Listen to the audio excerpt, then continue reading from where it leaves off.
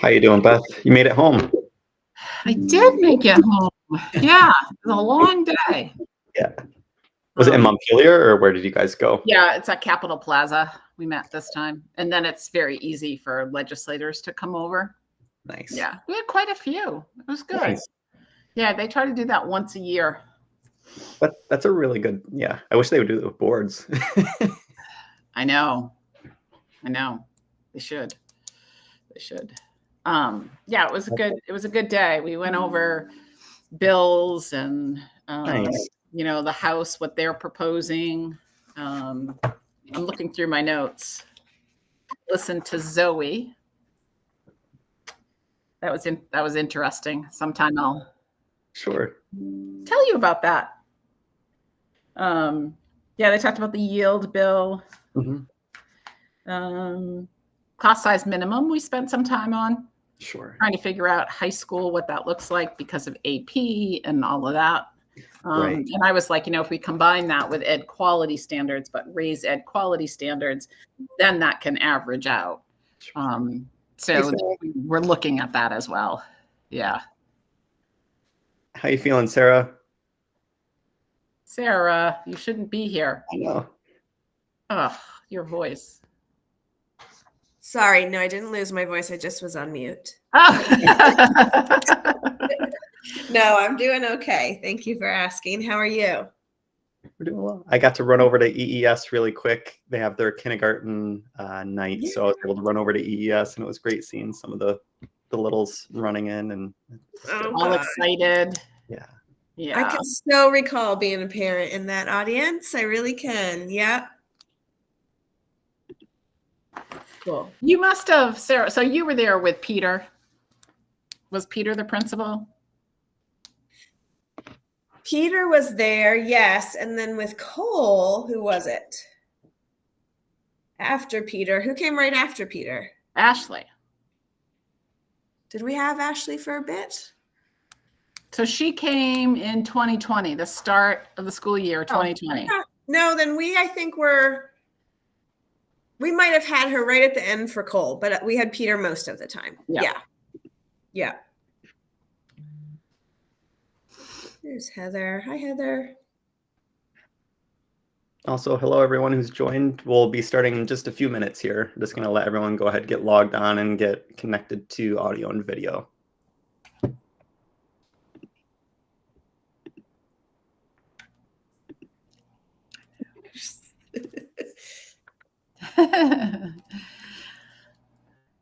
Hi, Heather. Hello. How you doing? I'm doing okay. Yeah. Better than Sarah, apparently. Sorry, Sarah, if I got you sick. No, I don't think you did. I think I was sick before you were back. Yeah. Okay. No worries. Hi, Jackie. Hey, Jackie. Hi, everybody. I'm going to go and get my water. That's good.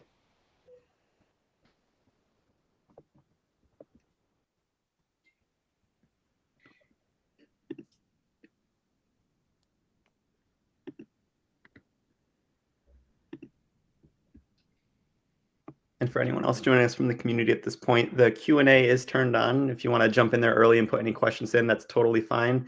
And that'll be open throughout the night. But we'll start right around 6:30. We're going to let everyone join in.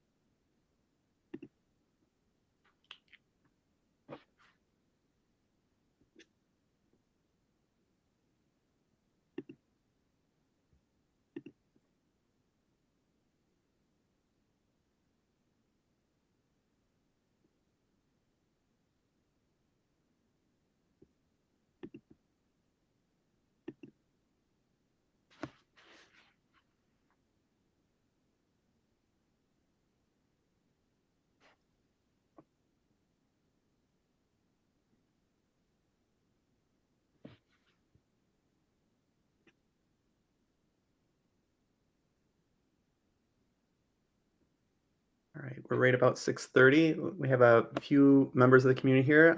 Thank you all for joining us tonight. I'm excited to have you all here, and thank you to staff and board members joining us as well. What I want to do now is go ahead and open up to any questions that individuals might have. There's a couple of ways to do this evening. You can either go into the Q&A and drop a question in there, and we can take questions out of the Q&A. Or if you want to come into the main room, if you just raise your hand, Sarah or I will go ahead and add you in so that you're able to ask any questions that you might have about the budget for this year. And happy to take any questions at this point.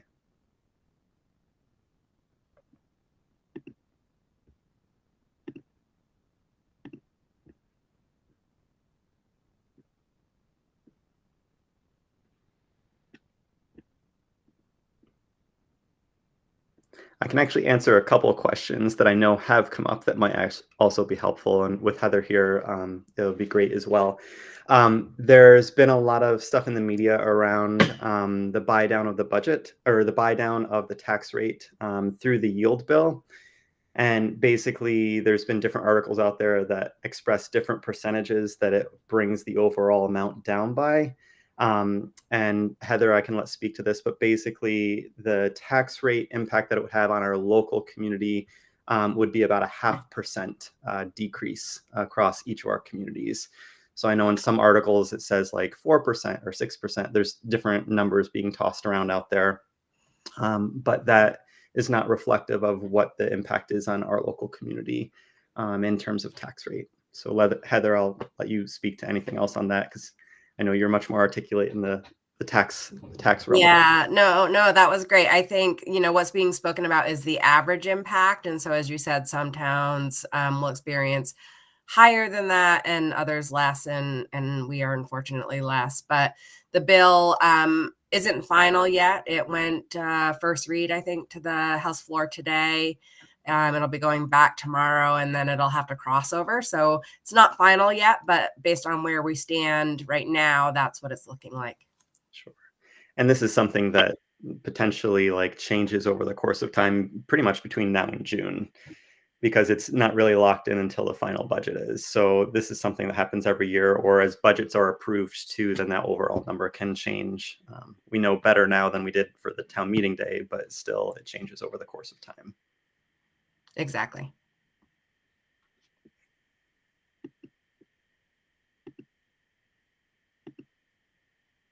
And again, for anyone that has joined us, feel free to drop any questions in the Q&A, or you can feel free just to raise your hand. It's the little hand button right there. If you click on that, it'll allow you to ask any questions that you have to us as well. In addition to that, Beth, is there anything, any updates that you want to share as well? Or I figured just while people are in the room, I'm not sure where everyone is from who's in the community space at this point in time, but just in terms of implementation or any other updates or details.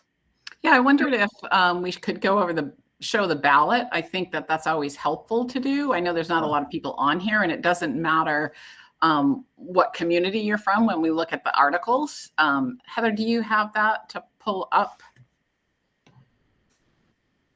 I do have it. Just give me 1 minute. I was not prepared. Sorry. I forgot. Heather, I can get we can do the warning that's on the budget page. I can do that. If that's exactly what I was going to pull up. Do you want to share that? Yeah, I'm close to it. Let me grab it. And for anyone who just joined, I saw a couple just join in. If you have any questions, we're going through a couple right now, but feel free, you can click on the Q&A. It's the triangle, square, circle button, and then that'll allow you to ask questions in there. Or you can also just raise your hand, and we'll bring you into the main room to ask any question that you might have as well. And thanks for joining us tonight. Okay.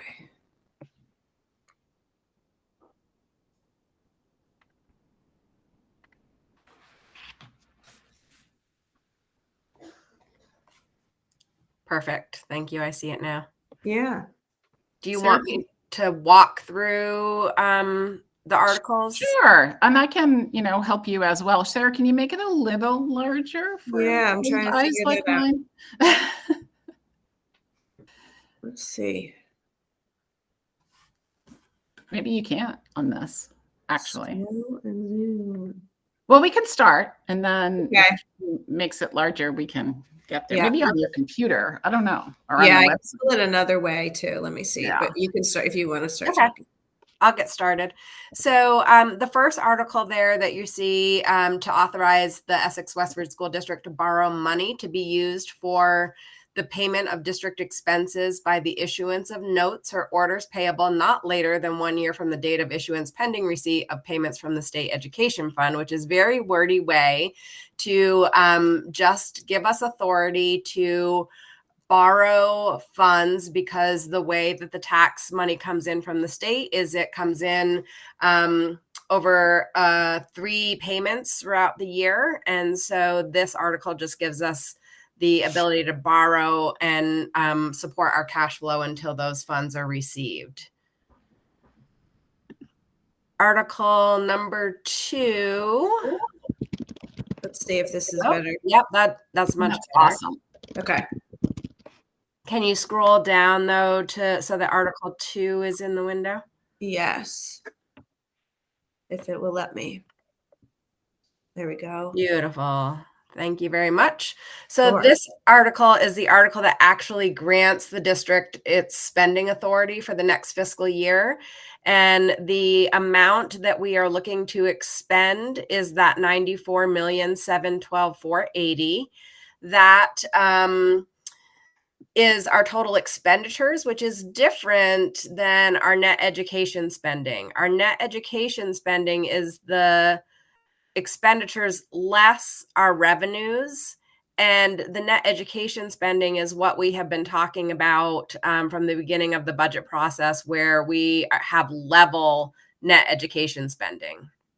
What you see here in this article is that it calculates that spending into a per pupil amount, and it reflects a 3.2% increase over the prior year. And that's super confusing because we've been saying we have level net ed spending.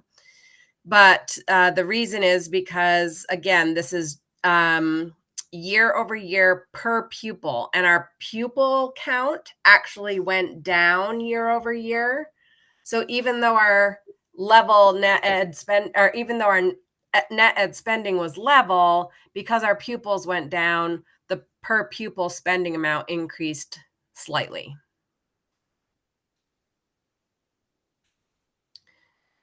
In essence, it's almost if you have a pie that you're sharing with a group of people. It's like sharing a pie with 10 people last year, but sharing a pie with 8 people. It's still the same amount of pie. It's just split up differently amongst each person. That's beautiful. And you get more pie if there's only 8 of you. Yeah. Okay. Moving on to Article 3. This is the article that grants us the authority to spend the amount that we need for the Center for Technology Essex. That's the $9.2 million. And then Article 4 gives us the authority to use a portion of our Tech Center fund balance to fund FY26's budget, and then the remainder will go for future years that help us offset our budget in future years. And then Article 5 and 6 are simply the articles for voting for the directors within the town for Article 5 and the junction for Article 6. Which, the way that's worded, those are school board members. Yes. We don't call them directors, but the state on the ballot, that does. This is all like by the law. That's why this wording is. It's not us making up this crazy wording on a ballot. Some lawyer made it up. Yes. Which we like lawyers. We love lawyers. They make up crazy language, but sometimes. Yeah. Thanks, Heather. Absolutely. And I know a few of you just joined while we were going through that. We're just going over the warning. Next Tuesday night, this will be presented again at our informational meeting, along with just the overall budget in itself. But for those of you who just joined as well, again, we have the Q&A if you want to ask any questions in there, or also you can raise your hand for any questions.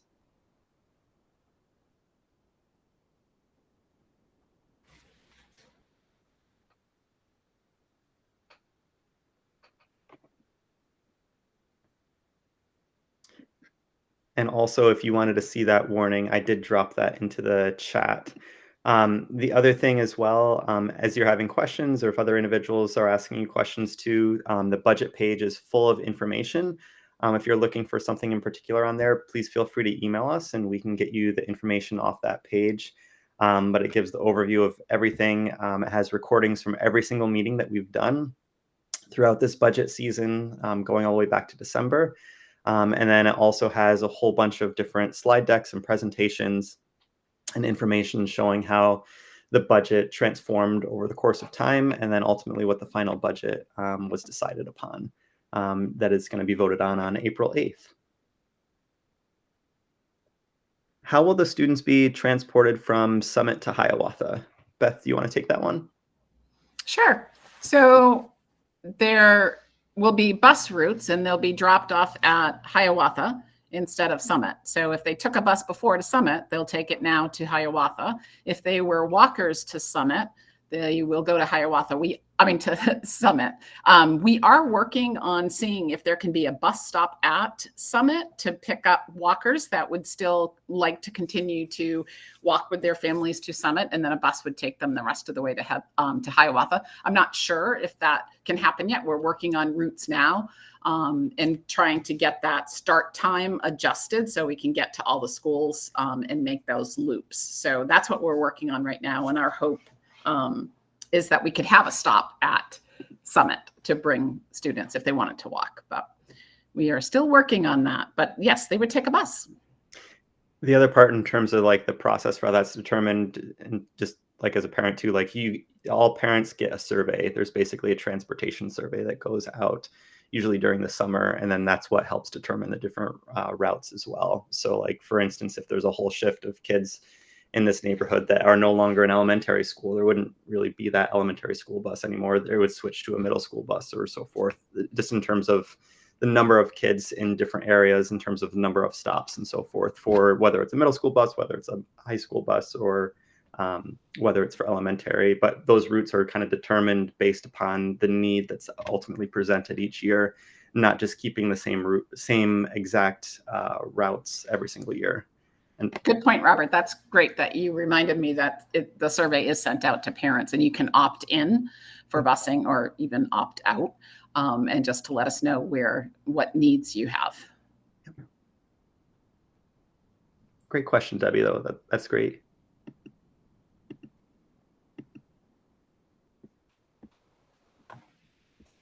Again, if you're a few just joining us, any other questions, feel free to either drop them into the Q&A or go ahead and raise your hand and you can ask any questions within here as well. And what I will say, especially for things around implementation, there was a lot of information at our last meeting that we had, and we can drop the link in there. I can pull that here in just a second and drop that from our last meeting. That went over a lot of the implementation plan of what is now that the budget is being voted upon, what are all the different plans that are going forward into action for implementation for each of the schools and the different services that are shifting and adjusting and so forth. So right. So one of the things that's been determined is that we were doing walkthroughs of schools to figure out the best place for pre-K in the junction, and the best place right now is Summit. We have 2 classrooms that pre-K will be at, and easy access to the playground, easy access to entry for parents in the building. And then we also, the other thing is that our therapeutic rooms, one will be at Essex Elementary and one will be at Founders. The 3 through 5 will be at Founders and the K through 2 will be at Essex L. But those things, I can't remember the timing when those were determined, but I feel like things are moving fast and we're making, decisions as we keep going. I just can't remember when the meetings are what we've updated folks on. And the other part to clarify too, so the therapeutic classrooms, that's separate from the ARC program. And the ARC program is what's going to be at Summit. And then there's therapeutic classrooms in the schools. And then the high school ARC program, which is expanding, that is then going over to 58 Founders to be able to have those students remain within this district rather than being sent out. So even though it's quote unquote expansion, it actually costs less because we're able to keep those kids in district and not have to pay for tuitioning them out to different areas. And offer some more services. And our ARC program for our younger students, the 3 through 8, will be on the first floor of Summit. We're also working with EJRP to create a senior center, a room for seniors. I know they rent out Holy Family now, so we're hoping we can help with that rental and be able to offer them a space. Conversations happening with CHIPS and the board, the chair of the board, to see if they need a space and if they, have to get in the building and see if there's a space. I'm sure there is a space. And also working with after school programming at Summit, where they would have use to the same classrooms all the time, which would be very helpful for EJRP as well as our schools, and the use of the gym for EJRP. So lots happening for that. I think of it now more as a community center. It's like Summit Street Community Center, because there'll be lots of age. I'm hoping that seniors are able to use the building as well. I think that's great when we think of a continuum of age, starting with our pre-K. Thanks, Beth. Yeah. Some discussion too around, I know some concerns have been around Hiawatha and traffic and parking. That's all taking place. We are looking at where we can expand upon for parking, which is needed, and that will happen. We have a few opportunities to do that, where that's going to happen, and as well as looking at do we change the traffic flow in the way that you enter? And it used to be off of West Street. Do we go back to that? Or so all of that is being looked at. All the things that community have brought up, as questions. It's just that we can't work fast enough to get those answers out to folks, but we are working on them. I know a couple of years ago, there was even the expansion of the parking lot at EES. Right. It was a quick and simple one, but basically just a gravel lot for this way staff could go and park in there. And then there was enough space for actually families to get through and so forth. And I will say, drop off and pick up at every school, I think, is a challenge because not everyone does take the bus. So when you have a high volume of cars at every single school, it is a challenge. And having driven around and just kind of sit and watched each of the different lines, every single school has that. So it's definitely one of the things we were able to do recently at a meeting is look at the floor plan with Fleming to see that third graders will not be up in the basement. They are in beautiful windowed classrooms as everyone else is. So Fleming is a beautiful building and the classrooms are large, and the 3 through 5 will be fit there just fine.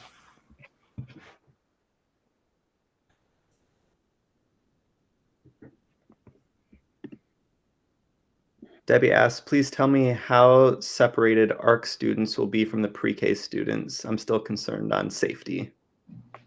Yeah, well, we have a lot of adults with ARC for sure. The director will be there, the director of ARC. There's an assistant director that the program themselves, that Chance Light, who we work with, hire, and then there's the teachers. But there's a floor space and there's doors. But it is, it is a school, and ARC students have just as much right to be exposed to a school and have a playground and all of that as any of our other children. It's definitely the reason why we wanted to put pre-K on the second floor, the entry floor, and then have ARC on the first floor to have that separation by floor. And there's also a back stairway if ARC were going to use, which is a stairway that's used. It's not like sending them around a dark back dingy stairway. It's a stairway that's used, but it's not off of the main hallway. It's up a back way and into the gym. So there's different routes too, and they're figuring that out, who will travel where. But yeah. Thanks, Beth. Yeah.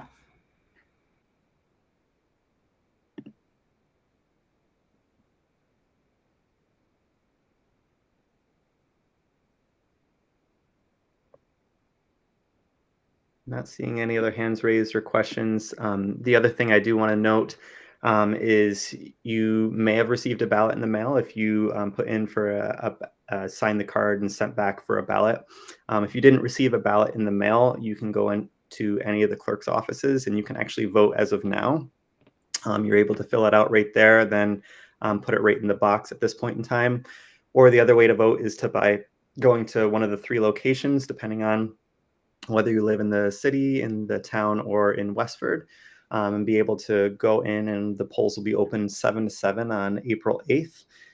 Be able to cast your ballot that way. And if for some reason you did get a ballot in the mail, as the vote actually gets closer, if you don't end up mailing it back in, my recommendation would go and drop it off at the town clerk's office just to make sure it gets in time, or also take it and you can drop it off the day of the vote, and just there'll be a box right there.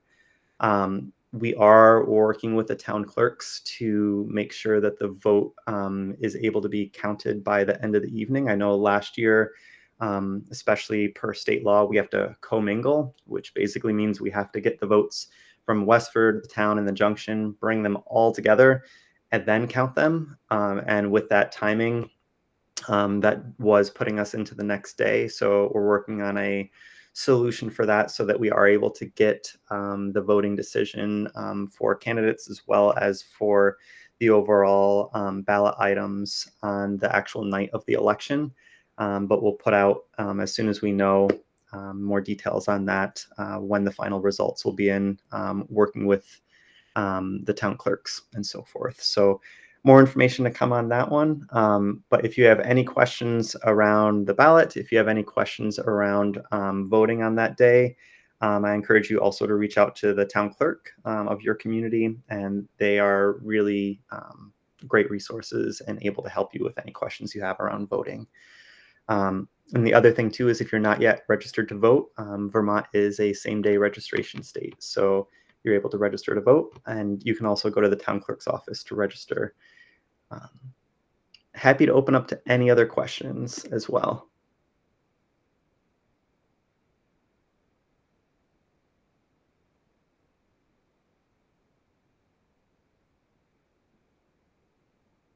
And I do want to say thank you to Scott and Christine for being on tonight, just representing the board. I know some of the other board members are at a couple of other functions in the school district, just to be able to pass out information around the budget and connect with community members as well. Definitely an active time of year, but we are grateful to be able to get out into the schools, and also to put in a shameless plug. If you have not already gotten tickets for, I encourage you to get tickets for the high school play this week. And coming up next week, also throw in tickets for the ADL play of Beetlejuice. So 2 great performances of what our kids are doing. And I definitely encourage you to get out there. We will be at those events as well. And if there's any other questions, I will give a solid 30 seconds to let anyone ask anything else. I don't want to take away that time. And I just really appreciate you all for being here tonight.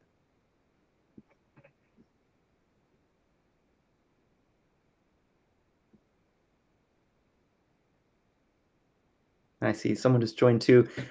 We were about to sign off, just in case there's any other questions. We are totally fine to stay here till 7:30, but if you have questions, I really encourage you to throw them into the Q&A, or just go ahead and raise your hand. We're here and happy to answer. It's just we were kind of hitting a point where there was no other questions from the group who's here.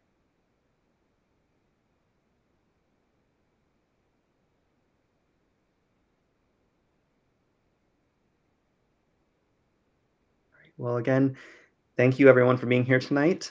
We will have our informational meeting, which will also be live streamed via Media Factory on next Tuesday night. And then in addition to that, just a reminder to get out and vote on April 8th. And if you have any questions on the ballot, please feel free to reach out. Thank you all for being here this evening, and thank you staff for being here. And hopefully some of you feel better who are feeling under the weather a little bit. Get out and get some nice sunshine. But thank you all for being here, and thank you board members for being here as well. I hope you all have a wonderful evening. Thank you so much. Thanks. Thanks, everyone. Thanks, Thank everyone. you. Night. Bye. Thank you.